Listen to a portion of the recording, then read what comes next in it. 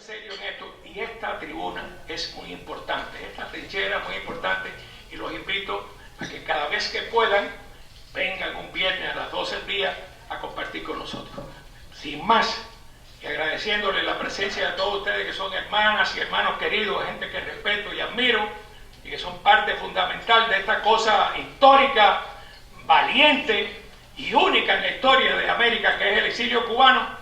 Vamos a presentar, para que nos hable de Bahía de Cochinos y de su gran libro, que ya conocemos, al gran Fran de Barona, un querido hermano que no necesita más presentación, puesto que todos lo conocemos, un gran historiador, un hombre que cuando era un niño de 17 años, desembarcó en Cuba. Cuando hay tanta gente que jamás en la vida ha tenido la intención ni siquiera de dar un peso por la libertad de Cuba o una hora por el trabajo de la lucha por Cuba. Así que ahí tenemos a un héroe, a un gran tipo, a un hermano. Bienvenido y aplauso a este titán.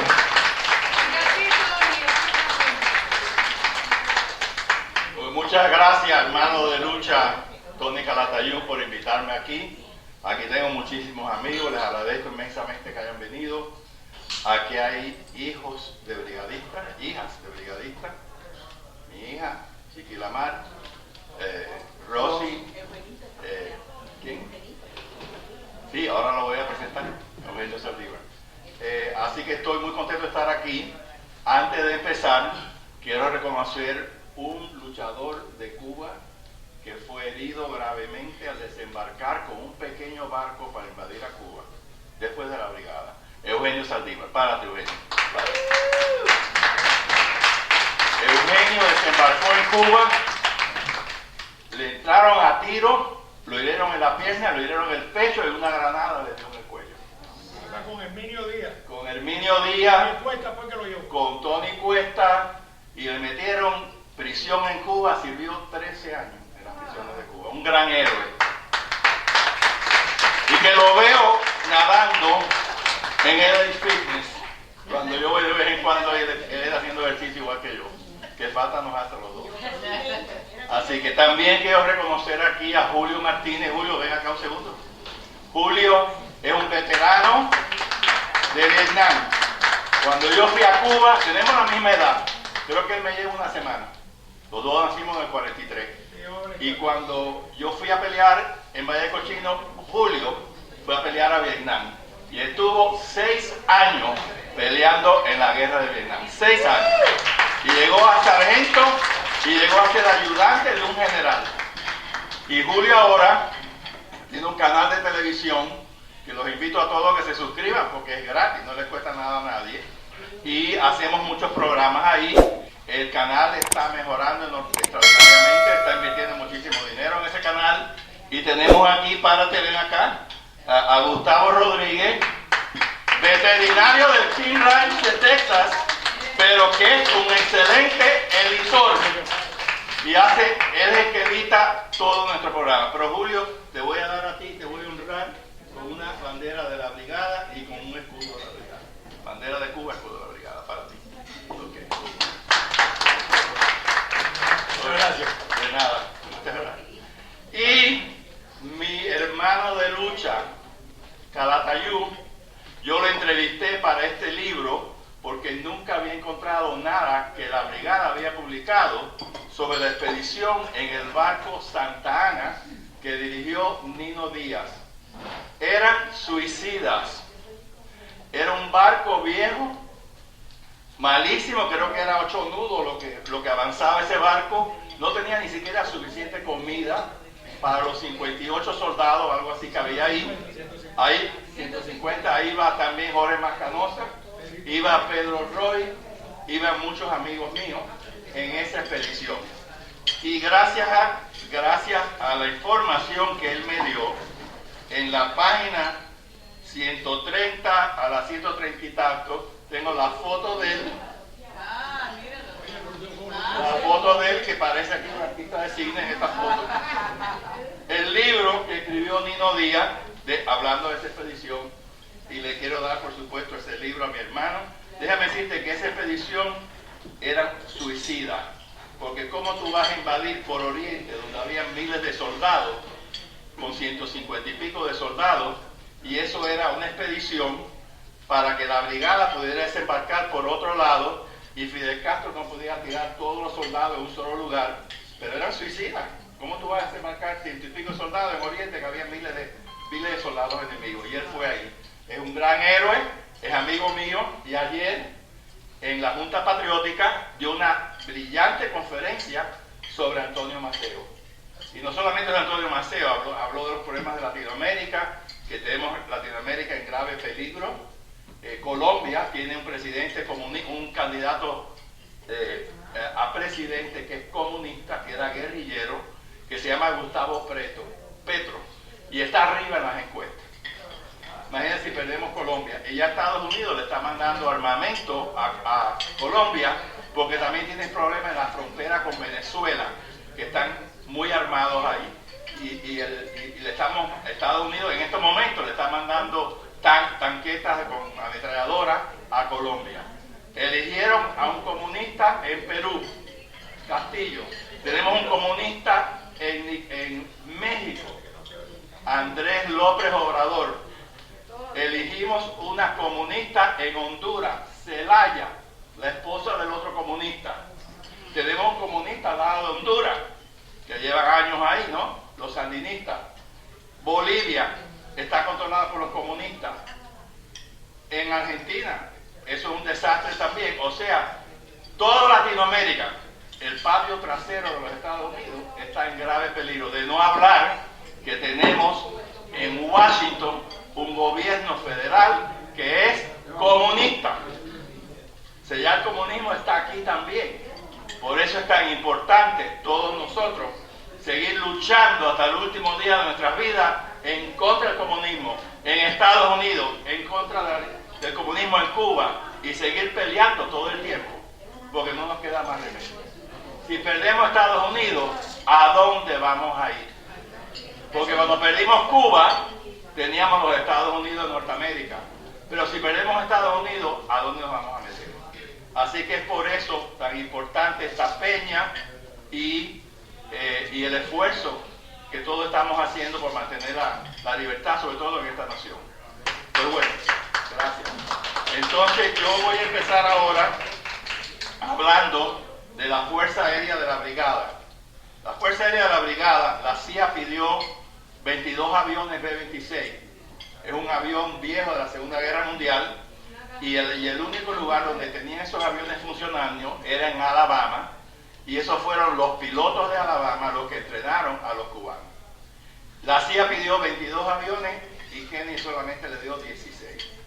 Pero bueno, así comenzó la lucha. Esos aviones, mucho antes del desembarco en Playa Girón, estaban mandándole comida y armamento a todos los rebeldes en el Escambray, que llevaban ya tiempo peleando ahí. Así que la Marina de la Brigada, mucho antes del desembarco, estaba llevando armamento a los 20.000 o más cubanos que peleaban en el underground de Cuba. Continuamente la Marina de Cuba, de la Brigada, trabajando con todas las organizaciones, el MRR, todos estos grupos. Mira, él estaba en el MRR antes de la Brigada y lo estaban buscando para fusilarlo.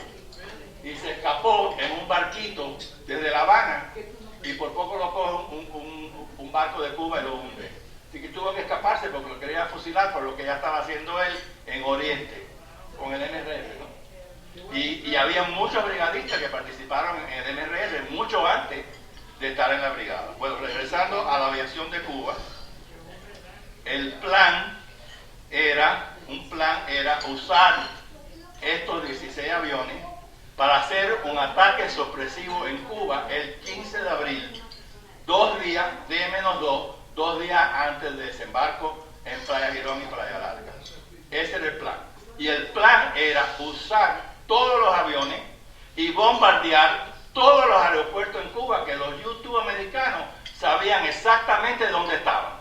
Y de un ataque sorpresivo, acabar con todos los aviones enemigos, con todo. Porque con un solo avión que le hubiera quedado a la Fuerza Revolucionaria Comunista, hubiera empeorado la batalla 230.000 milicianos, policías y soldados peleando contra 1.500 brigadistas. Así que era muy difícil ganar si tú no tenías el apoyo aéreo y apoyo naval, que bueno, después nunca lo tuvimos. Pero bueno, ese era el plan. El presidente Kennedy comenzó a hacer errores garrafales, que por culpa de él perdimos la batalla en Cuba. Primer error garrafal fue reducir ese ataque aéreo a solamente 8 aviones. Y se bombardeó el aeropuerto de Colombia en La Habana, el de San Antonio de los Baños, y el aeropuerto de Santiago de Cuba, creo que se llama Maceo, el aeropuerto Maceo Santiago de Cuba. Gran error, en vez de haber usado todos esos aviones. Otro error anterior a ese, el peor de todo yo creo, fue el plan elaborado por la CIA y por los Joint Chiefs of Staff, aprobado por ellos, que demoró mucho tiempo en elaborarlo, era que la brigada iba a desembarcar, aparte de desembarco por Oriente, iba a desembarcar en Trinidad, en el puerto de Casilda. Trinidad estaba al lado de las montañas del Escambray, donde había ya muchos rebeldes peleando. Y que, como les dije anteriormente, los aviones de la brigada le tiraban comida y armamento. Trinidad tenía unos 27.000 habitantes, casi todos eran anticastristas, muchos de ellos estaban ayudando a los rebeldes en las montañas. Tenía un hospital para los heridos, tenía muelles para los barcos obsoletos. Si el barco tuviera un desastre, el barco que iba yo, el Houston, y los otros eran otro desastre, eran bombas flotantes, en realidad eran barcos viejos de la Segunda Guerra Mundial, oxidados como el tuyo. Un desastre haber utilizado esos barcos del García Line, que era un cubano que tenía esos barcos. Los únicos que pudieron desembarcar con lo que tú ves en Normandía fueron los tanques, los 5 tanques de la brigada, las tanquetas que teníamos como ametralladoras. Esos sí desembarcaron en los LC, ¿cómo llaman eso? Lo que bajan las, tú sabes, las lanchas de desembarco que se usó en Normandía, se usó en el norte de África, etcétera, en todos los lugares. Pero al resto de la brigada nos dieron unos barcos que eran bombas flotantes.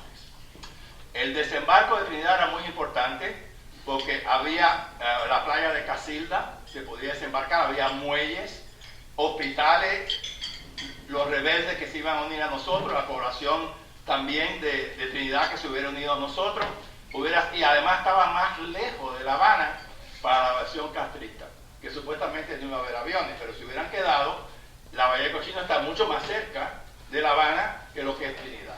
O sea, era perfecto ese lugar. Y Kennedy, después de elaborar ese plan, ser aprobado por los Joint Chiefs of Staff, por la CIA, dijo, no me gusta el desembarco por Trinidad. Y le dio a la CIA 3 días para buscar otro lugar. Y la CIA buscó el peor lugar que podía haber sido, porque podemos haber desembarcado también en Ilepino, haber soltado los 5.000 presos y hubiéramos triunfado en Ilepino, hubiera sido un Taiwán. Pero bueno, esos son los errores de la administración que nos llevó a la derrota. Entonces, ese bombardeo se hizo el 15 de abril, pero se le quedó a Fidel Castro 7 aviones, entre ellos un T-33, que es un jet, Sea Fury, que es un avión caza de la Segunda Guerra Mundial, y algunos B-26. Pero y se apresuró la invasión porque estaban entrenando pilotos cubanos en Checoslovaquia con MiGs. Y había que hacer la invasión antes de que ellos llegaran a Cuba, porque si no, ¿cómo íbamos a pelear contra MiGs? No hubiera sido posible eso. Entonces, otros grandes errores fue que al embajador de Estados Unidos, Adlai Stevenson, que Kennedy lo odiaba y él odiaba a Kennedy porque eran enemigos políticos dentro del Partido Demócrata. Adlai Stevenson fue 2 veces candidato a presidente por el Partido Demócrata y 2 veces lo derrotó a Eisenhower en 1952 y en 1956, pero era una figura respetada dentro, pero como no se llevaba con Kennedy, lo tenían en la luna de Valencia. Nunca le dijeron que estábamos planeando una invasión a Cuba. ¿Cómo tú no le vas a decir al embajador de Estados Unidos que estábamos planeando una invasión cuando estaba Raúl Rojas, ministro de Relaciones Exteriores, que iba a denunciar la invasión ahí en las Naciones Unidas? Pues no se le dijo nada. Por insistencia del Departamento de Estado, que lo dirigía un globalista del nuevo orden mundial, probablemente el más enemigo de la brigada, que se llamaba Dean Ross. que trabajó 10 años de presidente de Rockefeller Foundation. Y Rockefeller, David Rockefeller, y él quería que la brigada fracasara para que Cuba tuviera un gobierno comunista y David derrota a Goliat y se hubiera quedado el comunismo en Cuba. Ese era el peor enemigo de la brigada, era Dean Ross, secretario de Estado. Pero no era el único, porque Kennedy había puesto en su administración muchísimos liberales, profesores universitarios, como McGeorge Bundy, el hermano George Bundy, Orson Schlesinger Jr., todos ellos liberales de extrema izquierda, y eso era lo que él oía, los consejos, los malos consejos que le estaban dando esa gente. Entonces no le dijeron nunca a Stevenson que iba a haber una invasión.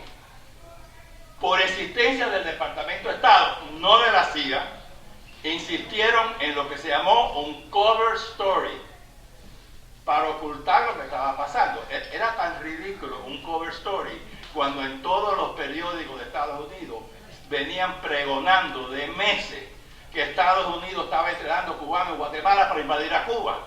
Eso salió en el New York Times más de una vez, salió en el Miami Herald, aquí en Miami, salió en muchísimos periódicos, y eso era possible deniability, encubrir lo que tú estabas haciendo. Una vez vino Pierre Salinger, que era el secretario de prensa del presidente Kennedy, con el periódico New York Times. Le digo, mira lo que ha puesto el New York Times en primera plana. Y Kennedy lo lee y le dice a Pierre Salinger, Castro does not need spies in the United States. All he needs to do is to read the New York Times.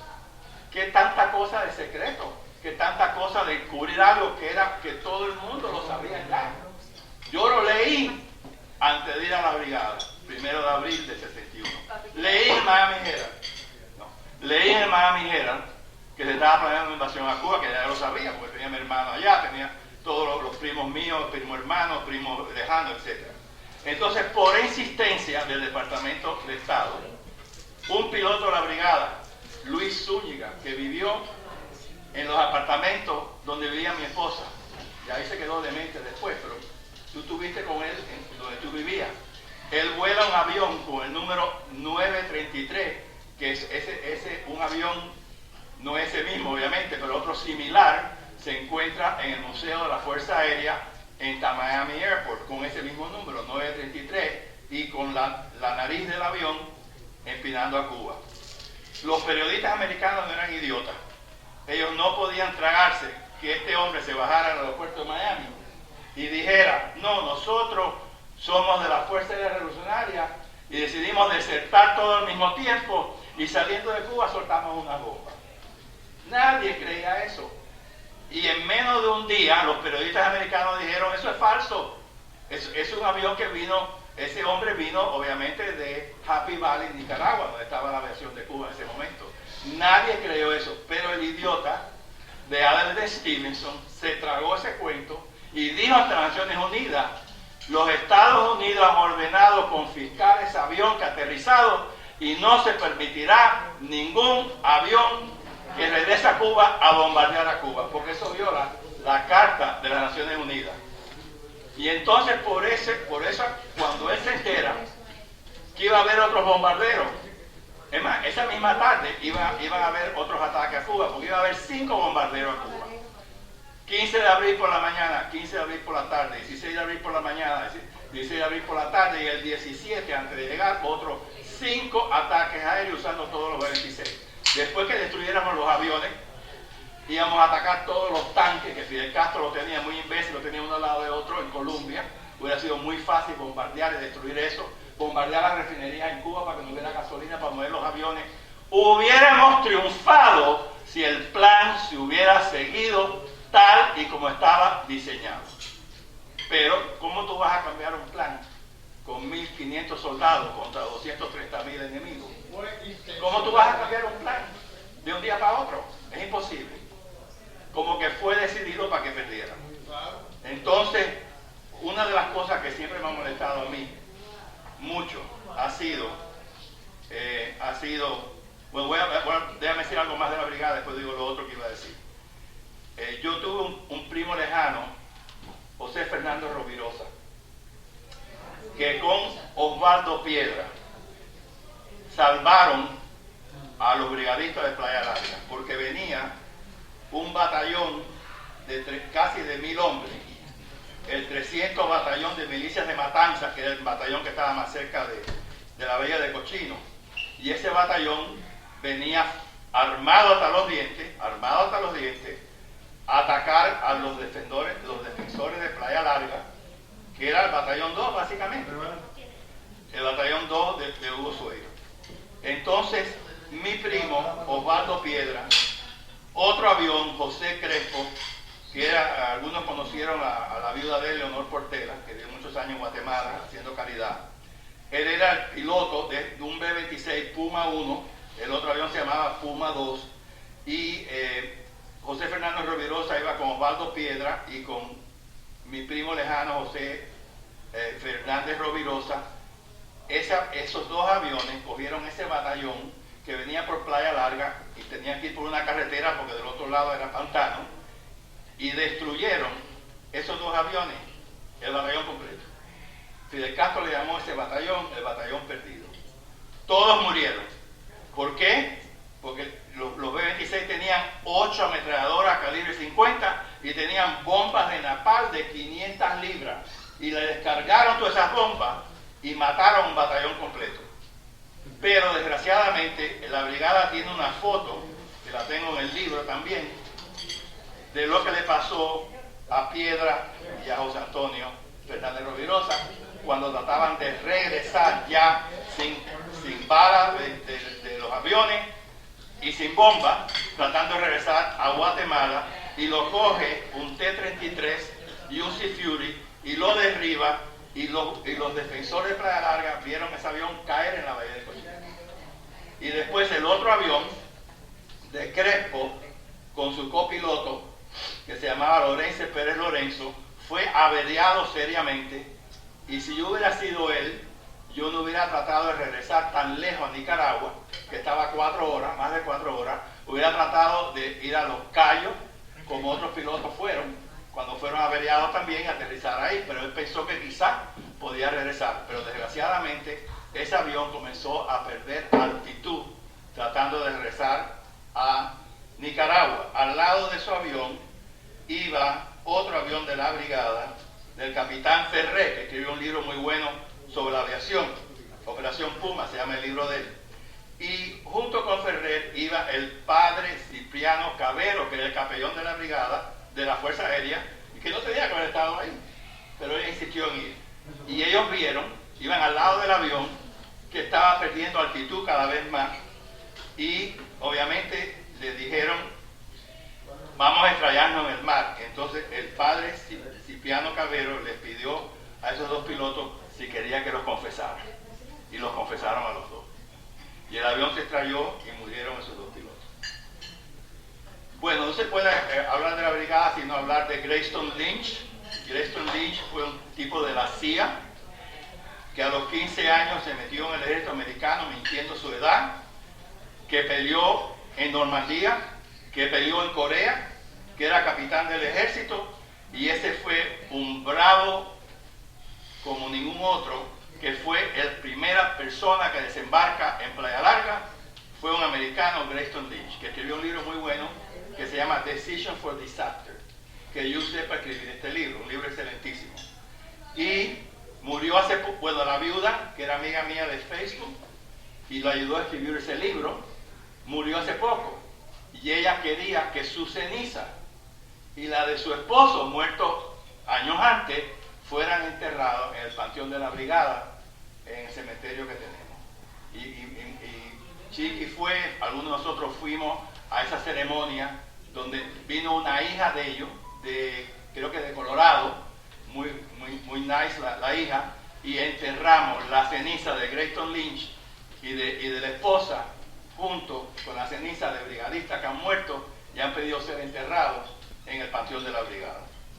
Greyston Lynch, yo lo conocí bien porque lo conocí a él antes que escribiera el libro, porque él era muy amigo de Eduardo Saez Bazán, que era hombre rana, y él fue el que entrenó a los hombres rana a la brigada, y Eduardo había hecho un libro en español, me invitó a mí de ser consultor, y fui 3 días a Orlando a revisar el libro, y entonces ellos vivían en Tampa en ese momento, él estaba allá retirado, y vino él con su esposa, Catherine Lynch, y ahí estuve con él, y él me dio la copia, los capítulos del libro que todavía no había sido publicado. Ese es Grayson Lynch, que era muy amigo también de William Reed Robertson, de la CIA, que estaba en el barco Bárbara J. Y ese fue el barco que estaba al lado de Houston. Bueno, entonces, la otra cosa que quería decir, de lo que me enfureció tanto a mí, fue que en una de las discusiones en la Casa Blanca, Kennedy le dijo a Alan Dulles de la CIA, globalista del nuevo orden mundial, igual que el hermano John Foster Dulles, ambos fundaron el Council of Foreign Relations, dos globalistas que nombró Eisenhower, uno secretario de Estado y otro jefe de la CIA. En una reunión en la Casa Blanca, Kennedy le dijo a Alan Dulles de la CIA, yo no estoy seguro si yo quiero aprobar la invasión. Esta reunión fue en marzo 11 de 1961. Y Alan Dulles le dijo al presidente, bueno, si usted cancela la invasión, ¿qué vamos a hacer con los legalistas que están en Guatemala? Algunos que llevan más de un año. Y se refirieron a nosotros como un disposal problem. Disposal, como desecho de basura. Y esto es lo que le dijo Dulles a Kennedy, que se lo voy a leer exactamente lo que dijo. Si tenemos que sacar a esos hombres de Guatemala, tendremos que traerlos a los Estados Unidos. Y nosotros no podemos permitir tenerlos transitando por el país, diciéndole a todo el mundo lo que ellos estaban haciendo. ¿Qué podríamos hacer con estos si no los enviamos a Cuba? Si los traemos a Estados Unidos, queda descartado. Si los desmovilizamos en aquel sitio, quedaría aún mayores dificultades. Los cubanos están determinados a regresar a su patria y puede que resista la fuerza nuestra de quitarle sus armas y el equipo. Hubiéramos dicho, no entregamos las armas. Aún más, si pudiéramos desbandar con éxito a la brigada, sus miembros se dispersarían desencantados y resentidos por toda Latinoamérica. Ellos dirían dónde han estado y qué han estado diciendo, y por lo tanto pondrían al descubierto la operación de la CIA y dirían que Estados Unidos había preparado una expedición con Castro y se habría acobardado. Eso no solo resultaría en desacreditar a Washington, desconocer a todos los oponentes latinoamericanos de Castro, adentraría a los fidelistas en sus ataques al régimen democrático. La desmovilización produciría revoluciones procastristas en todo el Caribe. Por esas razones, en lugar de desbandar a los cubanos, debemos encontrar medios para ponerlos en Cuba a su propio riesgo. El presidente Kennedy dijo fríamente lo siguiente: tenemos que salir de estos hombres. Es mejor botarlos en Cuba, dump them in Cuba, dump them, la palabra que usó, que traerlos a Estados Unidos. Ese terrible comentario me ha enfurecido toda la vida, porque después que nos entrenan, después que nos prometen ayuda que no nos dieron, después que cambian los planes, todavía nos hablan a nosotros como si fuéramos basura, that we need to be dumped in Cuba.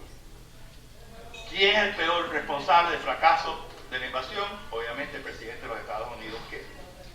El plan original fue elaborado por uno de la CIA, Richard Bissell, que era Deputy Director for Plan, en colaboración de dos buenos patriotas, dos grandes patriotas, Jacob Esterling y el coronel Jack Hawkins de los Marines.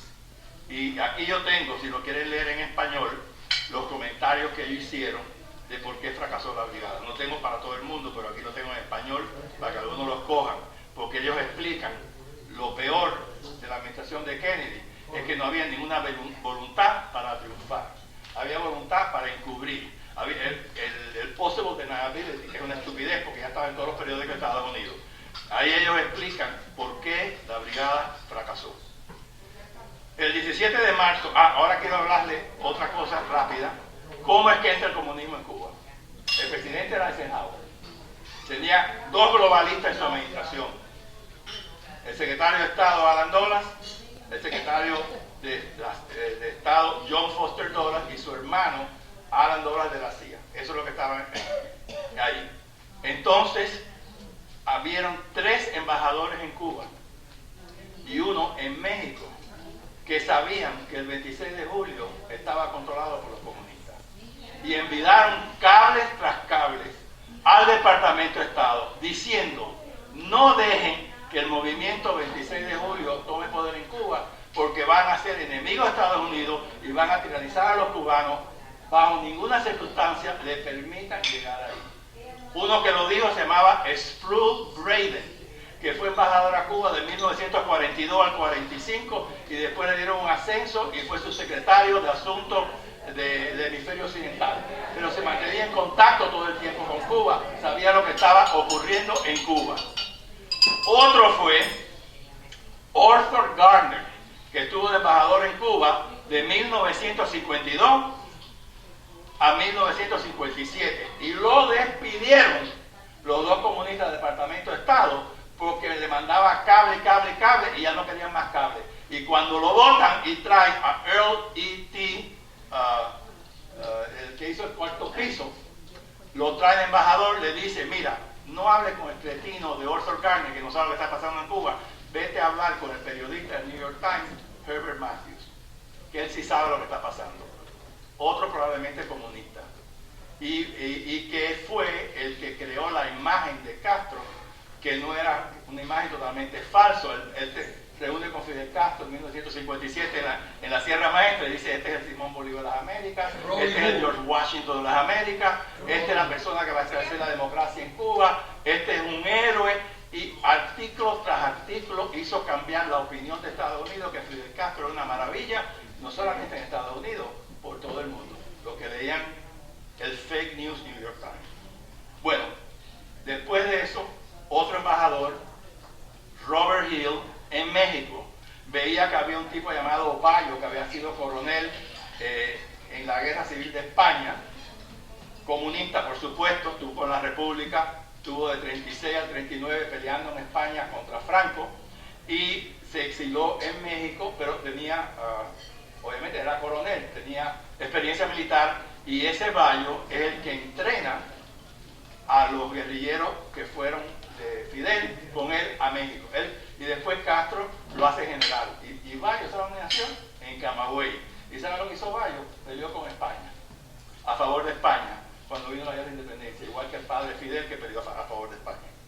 Entonces, bueno, Eisenhower ya se da cuenta que los comunistas tienen una cabeza de playa en el hemisferio occidental, y entonces él decide hacer cambios de régimen en Cuba. Y el 17 de marzo de 1960 aprobó un plan de cambio de régimen en Cuba. El plan decía lo siguiente: 1. Creación de un gobierno responsable y unido de cubanos en el exilio. Y hubieron, usted sabe, el Frente Revolucionario Democrático, y después se convirtió en el Consejo Revolucionario Cubano. Y estaban gente muy distinguida ahí. En el último estaba José Miró Cardona, que iba a ser el presidente temporal de Cuba, transitorio. Tony Barón hubiera sido primer ministro, estaba Justo Carrillo, estaba un nieto de Maceo, Antonio Maceo, nieto de él también, una serie de cubanos sumamente respetables. Y eso iba a ser, cuando tomáramos Trinidad, estableciéramos una cabeza de playa que sería defensiva, íbamos a traer ese gobierno que estaba en Miami, que iba a ser un gobierno de armas en Cuba, y ese gobierno iba a pedir ayuda a Estados Unidos y a Latinoamérica. Esa era la idea del plan. También iniciar una fuerte campaña de propaganda a través de Radio Swan, pero Radio Swan, ya nadie quería Radio Swan, decían noticias falsas, nadie. Y también la creación en Cuba de una red clandestina de inteligencia y acción. Y por último, la creación fuera de Cuba de una fuerza paramilitar con el apoyo ecológico y aéreo para infiltrar a Cuba agentes entrenados que pudieran identificar la resistencia interna. Uno de los más valientes de la brigada son los fundadores de la brigada, que fueron a la isla de Ucepa. 30 de ellos cayeron en la isla de Ucepa, que era de un cubano llamado Freddy Gaudí. Y ahí los entrenaron, esos 30 cubanos son los fundadores de la brigada, ahí los entrenaron como radiooperadores, y ellos iban a infiltrarse en Cuba para trabajar con la resistencia que había en Cuba, ¿no? del underground que había en Cuba.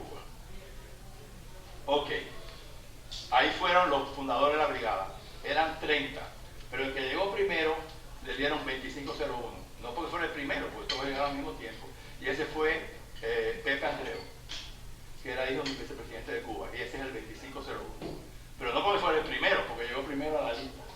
Y ahí estuvo el Tigre Falla, que estaba con nosotros hoy, ahí hubieron todos los... Miguelito Álvarez, en paz descanse. ahí estuvieron los primeros brigadistas, los fundadores de la brigada. Los entrenaron de radiooperadores. Después los dividieron en dos grupos. Parte de ese grupo fue a Panamá, a una base militar que creo que se llama Fort Gullet, en la zona del canal, que era en ese momento de Estados Unidos, porque Carter se le entregó a los panameños. Gran error de cambio. Ese era territorio americano. Y el resto fue ya a una finca llamada El Betia. El presidente Idígora Fuente le permitió a Estados Unidos que se usara su territorio para entrenar a la brigada. Y los brigadistas que llegaron por primera vez a Guatemala fueron a una finca de café que se llamaba El Betia, que era de un señor que se llamaba Roberto Alejos, cuyo hermano era el embajador de Guatemala en Estados Unidos. Pero no había nada en esa finca. Todo se tuvo que hacer from scratch. No había donde dormir, no había inodoro, así que los primeros brigadistas tuvieron que trabajar como unos animales, haciendo barracas, poniendo inodoro en un área fría, con temblor de tierra, arriba en las montañas de la Sierra Maestra de Guatemala. Y serpiente venenosa. Y serpiente venenosa también, entre otras cosas. Uno de nuestros brigadistas murió en un entrenamiento y su número era 2506.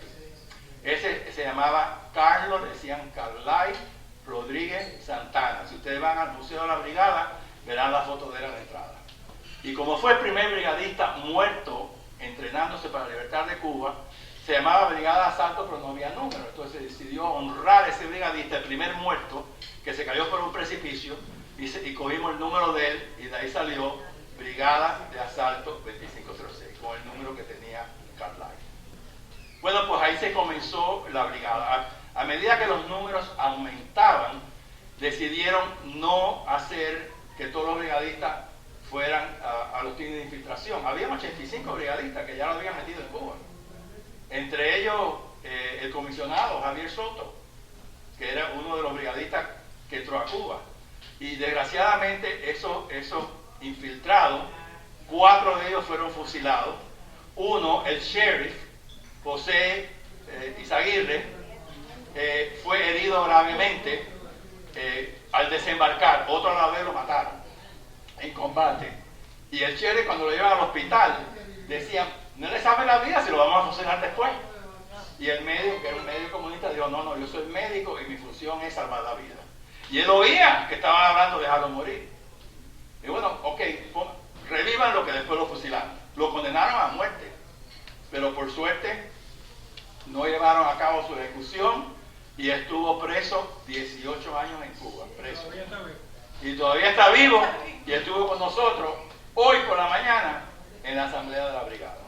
Yo le estimo mucho a él, es un gran héroe.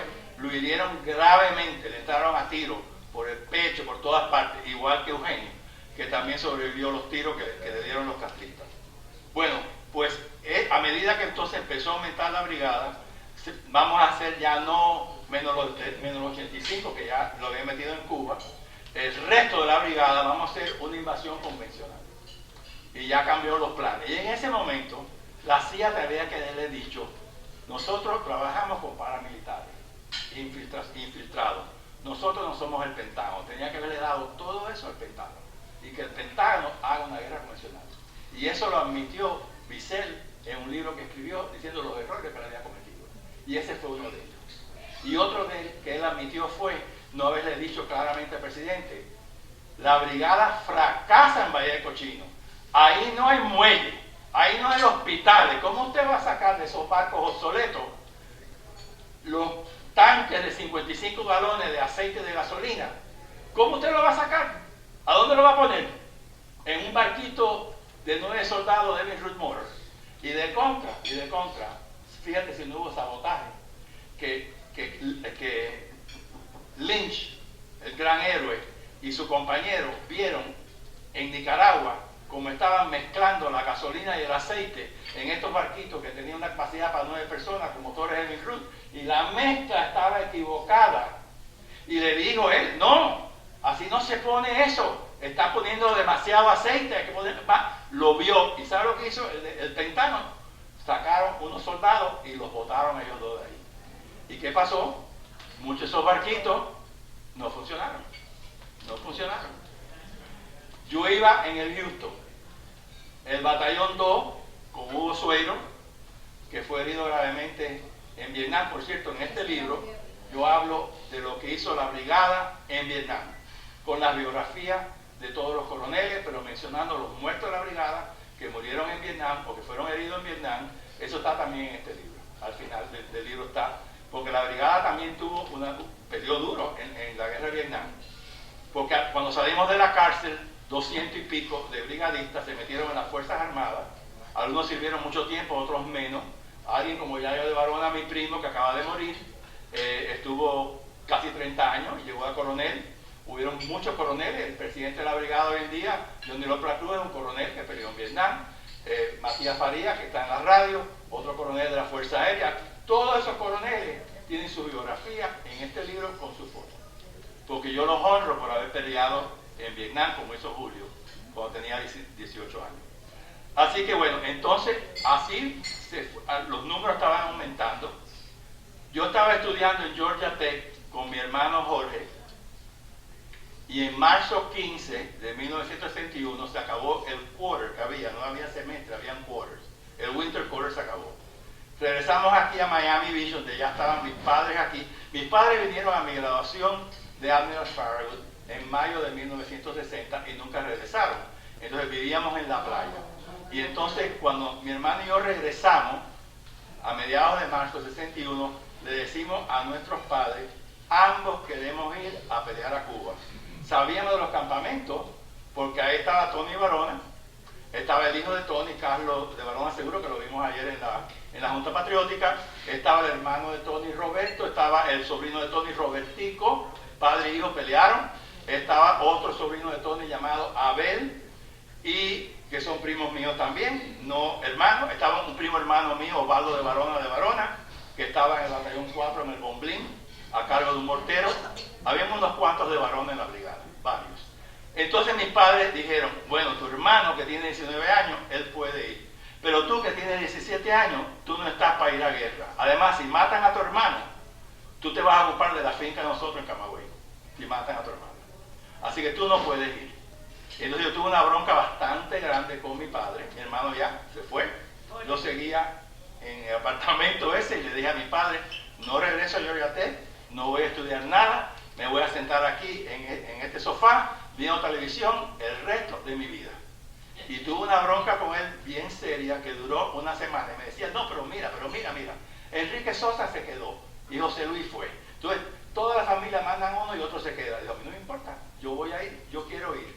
Entonces, quería ponerme en la marina de guerra, porque yo estudié en la Academia Naval, la Admiral Farragut. Muchos de mis compañeros fueron a Nápoles. Y entonces me llevó a ver a Martín Elena, que estaba a cargo en ese momento de todo, y después renunció porque era un títere. Pero bueno, y me llevó a verlo a él, para que yo me metiera en la marina de guerra. Le dije, no, yo quiero infantería, porque ahí están mis amigos de Camagüey, y mi hermano está ahí, mi primo está ahí, yo quiero ir a Guatemala en la infantería.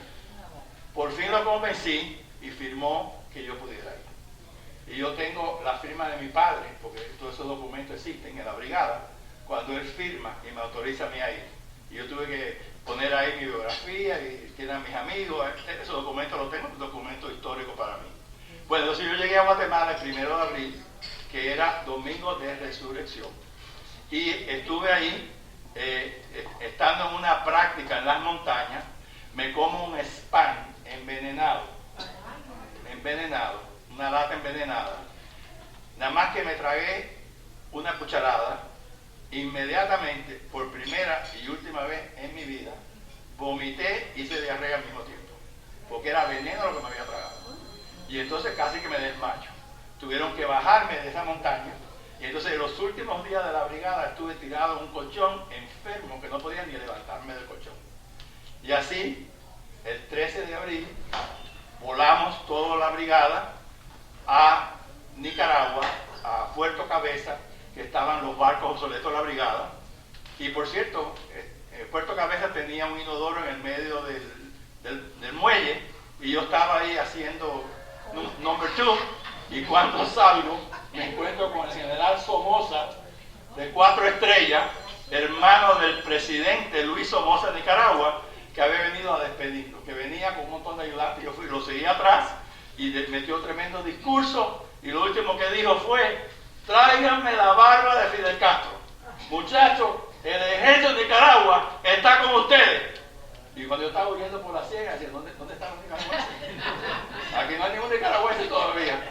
Bueno, es un chiste. Pero bueno, no fue chiste lo que nos pasó. Entonces salimos a esos barcos obsoletos. El Houston y los otros barcos, el Río Escondido, que explotó como una bomba atómica, iba mi hermano. Gracias a Dios, cuando explota ya estaba en tierra. El Caribe, el Lake Charles, todos esos barcos con su retrato están en el libro en español. Todos los barcos están ahí, toda la Marina de Guerra está reconocida, todos los brigadistas están reconocidos con su número, incluyendo el grupo tuyo, de Dino Díaz. Todos, es más, hubo un batallón que nunca fue a pelear, que es el batallón 7, que estaba ya en Guatemala, listo para pelear, pero perdimos y nunca fueron. Los reconocí en el libro. Había otro batallón que dice el batallón de Homestead, que estaba en Homestead, ni siquiera estaba en Guatemala. También los reconocí a todos ellos con sus nombres. Así que están todos los nombres de todos los brigadistas aquí, muchas fotos de ellos. El libro está lleno de fotos, de arriba a abajo, así que es bien fácil de leer porque casi todo es foto, foto, foto y foto. Pero bueno, entonces, cuando el Houston tenía tanques de 55 galones para los aviones, supuestamente íbamos a estar en el aeropuerto de Playa Girón, pero ¿cómo iba a desembarcar eso? Si no había muelle. Pero bueno, entonces los barcos, todos esos barcos de la brigada, tenían tanques de 55 galones de gasolina y de aceite para los aviones nuestros que supuestamente íbamos a usar en el aeropuerto que había en Playa Girón. No podían fumar en 3 días y habían tablas que caminábamos y abajo había mortero, había granadas, porque acuérdate, íbamos a hacer una brigada, teníamos armamento para 15,000 soldados en los barcos de la brigada. Pues eran barcos, como yo digo, bombas flotantes. Imagínate, y le había quedado a Fidel Castro 7 aviones. ¿Por culpa de quién? Del presidente Kennedy. Entonces, ¿qué pasó? Cuando llegamos ahí, a la medianoche, nosotros íbamos a desembarcar en Playa Larga con el batallón 2, que tu padre estaba ahí, y el 5º, que eran gente como yo, con poco entrenamiento militar. Y llegamos ahí como a las 12 del día, 2:30 de la madrugada ya. ¿Y qué pasó? La CIA había dicho que no había tropas enemigas en el área, habían tropas enemigas en Playa Larga y en Playa Girón. Y en cuanto llegamos ahí, comenzaron a tirarnos con calibre 50 desde la playa. Y toda la noche estuve viendo las balas cazadoras. Nada más que teníamos una ametralladora en el Houston, en la punta de Houston, ¿no? En la proa. Pero teníamos un barco al lado, el Bárbara J, que tenía un montón de ametralladoras. No sé, 12, 14 ametralladoras calibre 50. Toda esa noche estuve viendo las balas cazadoras del Bárbara J y del Houston dándole a la playa en Playa Larga. Entonces comienzan a bajar estos motores Evinrude con la gasolina más mezclada de aceite abajo, y los soldados del batallón 2 comenzaron a bajar y arrancar, le daban a eso y no arrancaba el motor. ¿Ok? También la CIA había dicho que había playas buenísimas en Playa Larga y Playa Girón, y había unos arrecifes horribles. Y nunca se hace un desembarco de noche. El de Lombardía, el de Anzio, el del norte de África, es por la madrugada que tú tienes un poco de luz. Porque si tú vas totalmente de noche, no puedes ver lo que estás haciendo. Otro error fue ese.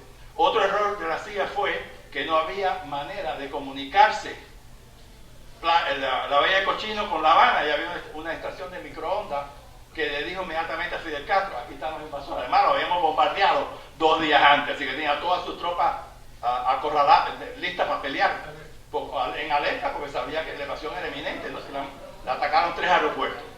Así que así fue el desembarco. Entonces el batallón 2, con muchísimo trabajo, pudo desembarcar como pudieron, y derrotaron a los comunistas que estaban en Playa Larga a tiro limpio.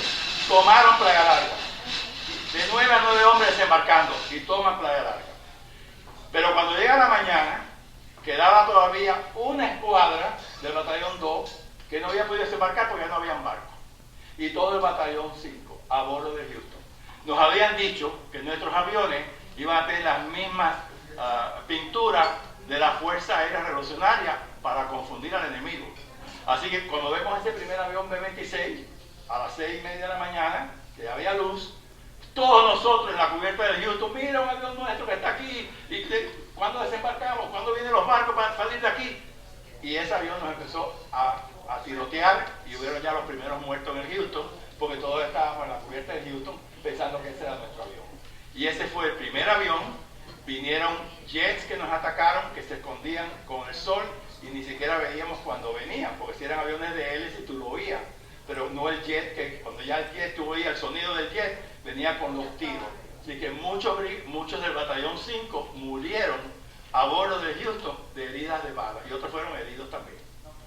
Y después, a eso de las 9:30 de la mañana, 9:45 de la mañana, un Sea Fury nos tira un rocket que le da al fondo del barco y gracias a Dios no explotó. Si hubiera explotado yo no estaría aquí. Hubiéramos volado como voló el Río Escondido, como una bomba atómica.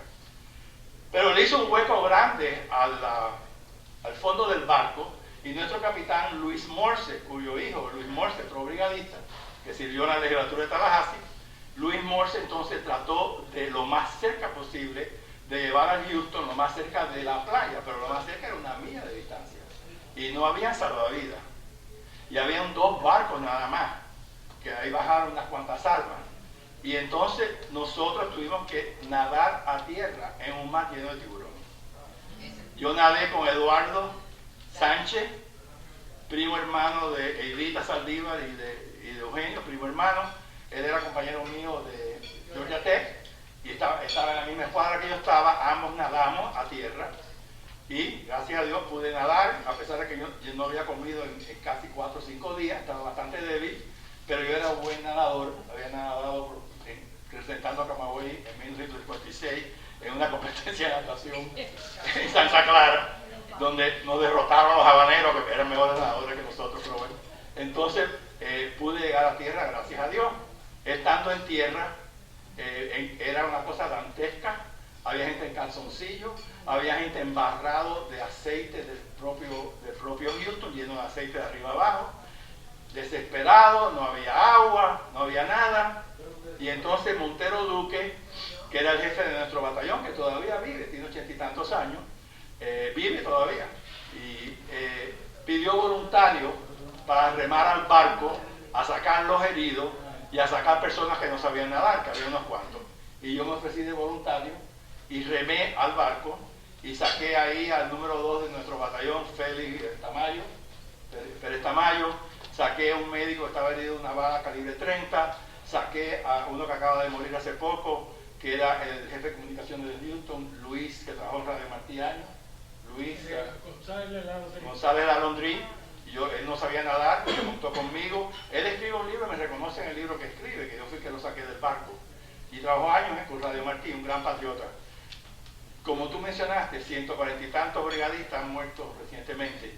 Él murió y otro que acaba de morir es Evelio Poe, que tiene un primo, Manel, que es primo hermano de él, y uno que era el 2502 que infiltró en Cuba, fue fusilado en Cuba. Y fue triste como lo fusilaron, porque él se metió en una embajada, estaba a salvo, y salió de la embajada para seguir peleando por Cuba. Y lo cogieron y lo fusilaron.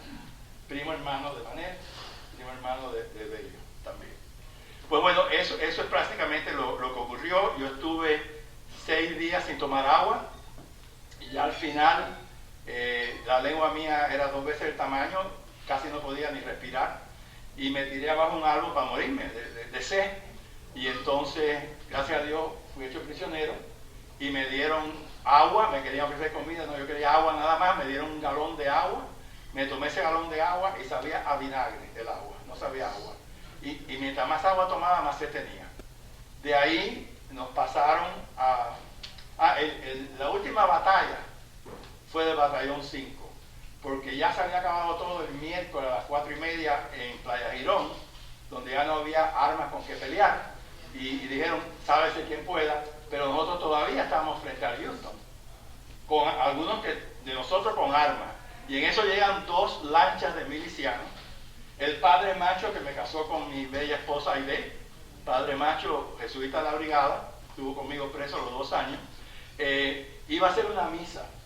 Y esa misa decía, esta es una misa que se hace en tiempos difíciles, cuando todo parece que está todo perdido, y antes de empezar la misa desembarcan esas dos lanchas y los del batallón 5 que teníamos rifles abrieron fuego y mataron a varios de los comunistas, pero uno se escapó en una lancha, y entonces Montero Duque dijo, ya saben que estamos aquí, escápese como pueda. ¿Para dónde iba a ir uno? Yo no tenía mapa, estaba yendo a un lugar totalmente equivocado. Pero bueno, así fue. Después, cuando caí preso, tuve una entrevista con el Che Guevara. Él entró al cuarto donde yo estaba, eso lo narro por supuesto en este libro también, y el Che Guevara llegó, nos miró a todos, éramos 17, yo era el más joven, y entonces se quedaba mirando a mí con detalle, y se acercó a mí y me dijo, ¿cuántas caballerías tenía tu padre? Me vio tipo de niño vitón, bueno, los niños ricos. Yo le dije, tenía 100 caballerías, en realidad tenía más, pero le dije 100 caballerías. Entonces me dijo, entonces tú viniste aquí a recuperar la finca que la revolución le quitó a tu padre. Le dije, no, yo vine aquí siguiendo la Constitución de 1940, que dice claramente en un artículo que cuando un gobierno como el de ustedes destruye la Constitución, es el deber del pueblo levantarse en armas, derrotar a ese gobierno tiránico y establecer la Constitución de 1940. Entonces él me dijo, además mi padre no le robó dinero a nadie, hizo esa finca con muchísimo trabajo, trabajando duramente toda su vida. Y me contestó, no, tu padre le robó esa finca al sudor de los guajiros, la teoría comunista, ¿no? Que la propiedad privada es falsa, ¿no? Todo es el robo a los obreros. Y yo le dije, bueno, perdóneme, pero esa es la teoría comunista que yo no acepto. Entonces lo último que me dijo fue, ¿cómo los han tratado? Yo digo, muy mal.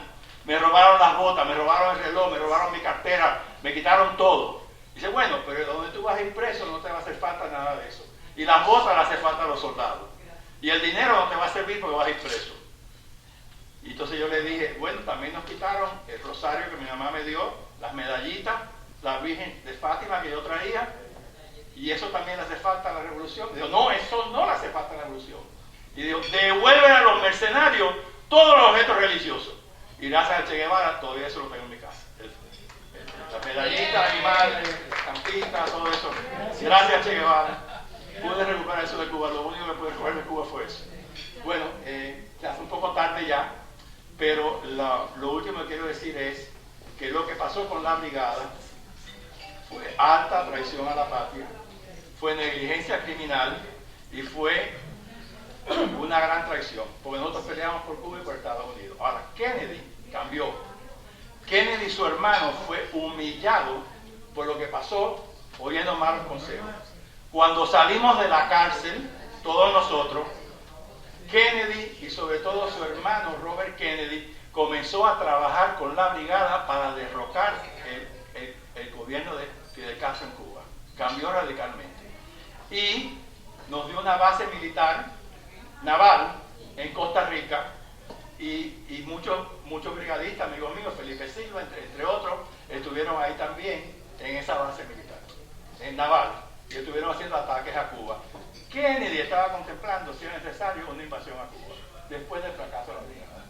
Así que, y Kennedy fue asesinado por Fidel Castro, por la KGB y por la mafia, porque la mafia hizo trampa a pedido de Joseph Kennedy, que se reunió con Sam Giancana en 1959 y le pidió al jefe de la mafia de Chicago, Sam Giancana, que pusiera a su hijo de presidente de Estados Unidos y la mafia no tuviera ningún problema. Pero ¿qué pasó?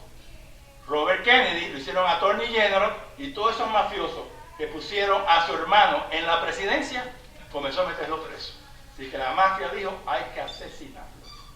Y tú sabes que antes de Girón, la CIA estúpida colocó a Sam Giancana, a Johnny Ruselli de la mafia de Las Vegas, a Santo Traficante de la mafia de la Florida, lo colocó para que ellos asesinaran a Fidel Castro, ignorando que la mafia era aliado de Fidel Castro desde que estaba en la Sierra Maestra.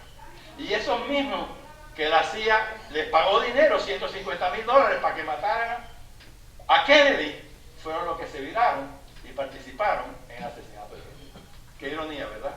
Así que yo cuando miro a Kennedy lo veo como un tipo mujeriego, un tipo incompetente, pero que trató al final de invadir a Cuba y traer la libertad. Así que yo no odio a Kennedy.